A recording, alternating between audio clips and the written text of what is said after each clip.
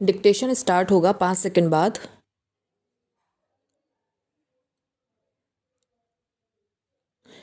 Start. सभापति महोदय, राष्ट्रपति जी ने अपने भाषण में अनेक बातों का उल्लेख किया है।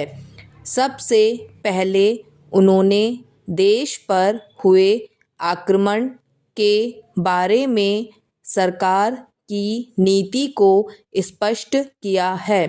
जनता की नज़र देश की उस सीमा पर लगी हुई है जहां पर एक ऐसे देश ने हमारे साथ इतना बड़ा विश्वासघात किया है, जिसको हमने अपना सबसे बड़ा मित्र माना था और जिसकी हमने हर प्रकार से सहायता की थी।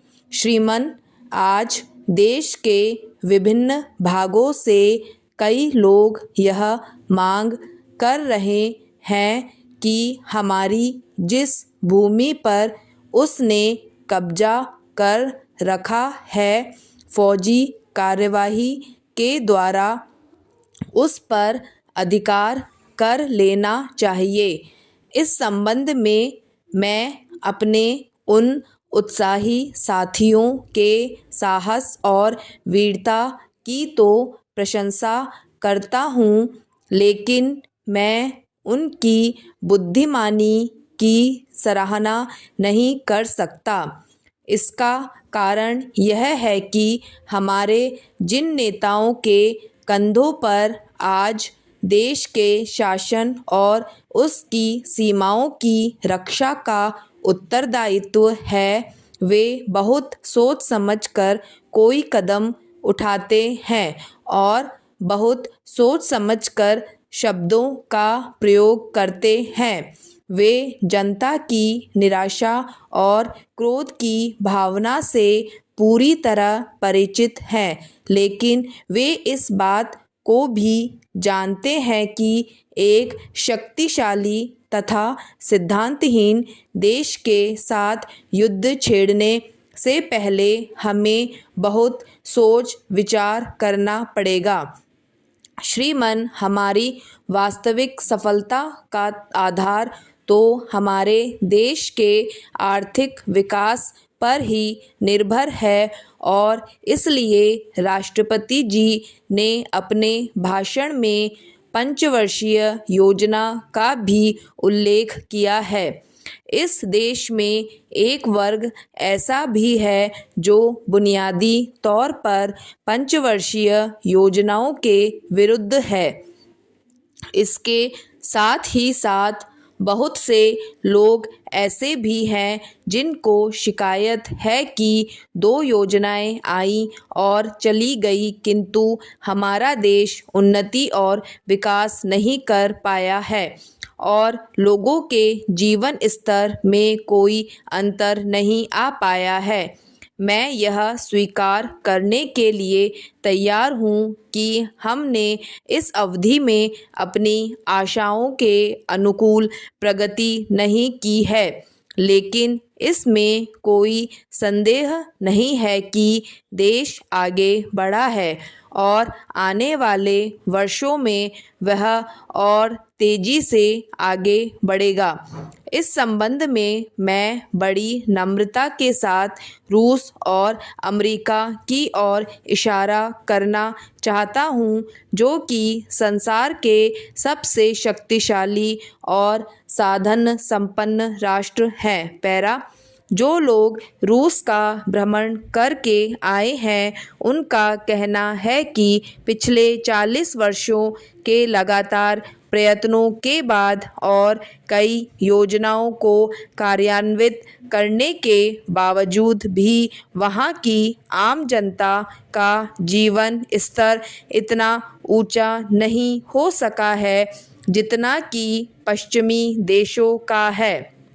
जहाँ तक अमेरिका का संबंध है, आज वहाँ की अर्थव्यवस्था से वहाँ के अर्थशास्त्री बहुत चिंतित है। इसलिए मैं समझता हूँ कि स्वतंत्रता के बाद कुछ ही वर्षों में इस देश ने जो प्रगति की है उससे निराश होने की कोई आवश्यकता नहीं है। मैं आशा करता हूँ इस प्रस्ताव को सर्वसम्मति से स्वीकार किया जाएगा।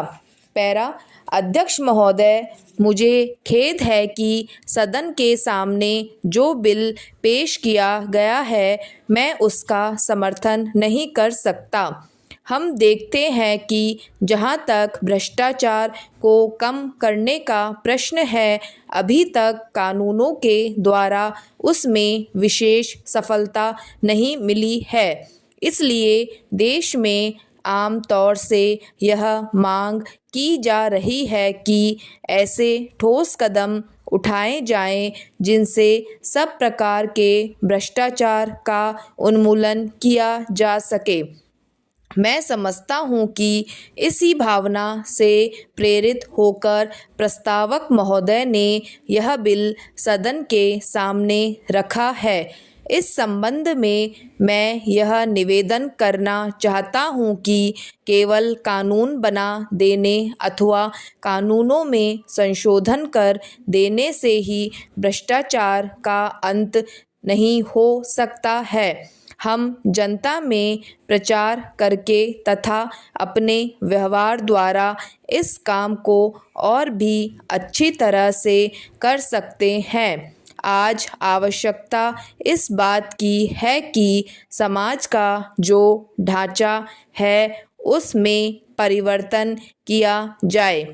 जब तक समाज का ढांचा नहीं बदलेगा तब तक भ्रष्टाचार दूर नहीं हो सकता है। इसमें संदेह नहीं है कि यह तो एक बहुत बड़ी बात है जिसको करने में समय लग सकता है, लेकिन कम से कम इतना तो आसानी से किया जा सकता है कि जो लोग शासन को चला रहे हैं वे ऐसे आदर्श कायम करें और ऐसा जीवन व्यतीत करें जिससे लोगों में यह भावना पैदा हो कि भ्रष्टाचार करने पर उनको हानि उठानी पड़ेगी। हमारे समाज तथा हमारे प्रशासन में इस तरह की स्थिति अभी तक उत्पन्न नहीं हुई है। पैरा मैं कोई खास मामला तो आपके सामने नहीं रखना चाहता हूँ, लेकिन आम तौर से भ्रष्टाचार के बारे में जनता में जो भावना है उसकी तरफ इशारा करना चाहता हूँ। भ्रष्टाचार न केवल सरकारी कर्मचारियों में है बल्कि उनमें भी है जो निर्वाचित होकर आते हैं और जिनका कर्तव्य जनता की सेवा करना होता है। इस संबंध में मैं यह स्पष्ट कर देना चाहता हूँ कि भ्रष्टाचार की श्रेणी में केवल वही कार्य नहीं आते जो कि आर्थिक लाभ के लिए किए जाते हैं।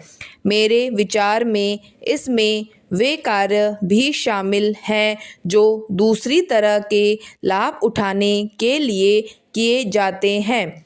जो कार्य पक्षपातपूर्ण होते हैं या इस उद्देश्य से किए जाते हैं कि अपने रिश्तेदारों या मित्रों को लाभ पहुंचाया जाए, वे भी भ्रष्टाचार की श्रेणी में ही आते हैं। इन कार्यों से जनता में तथा सरकारी कर्मचारियों में यह भावना फैलती है कि वे भी इस तरह के कार्य कर सकते हैं और लाभ उठा सकते हैं। अगर शासक वर्ग कोई अनुचित कार्य नहीं करेगा तो निचले वर्ग के लोगों में भी कोई अनुचित कार्य करने की हिम्मत नहीं होगी। मैं कहना चाहता हूँ कि सरकार इस समस्या पर गंभीरतापूर्वक विचार करे। जैसा कि मैंने अभी कहा है, आज सबसे ज़रूरी बात यह है कि हम समाज के ढांचे को बदलने और अपने दृष्टिकोण में परिवर्तन लाने की कोशिश करें, तभी भ्रष्टाचार इस देश से समाप्त होगा। समाप्त।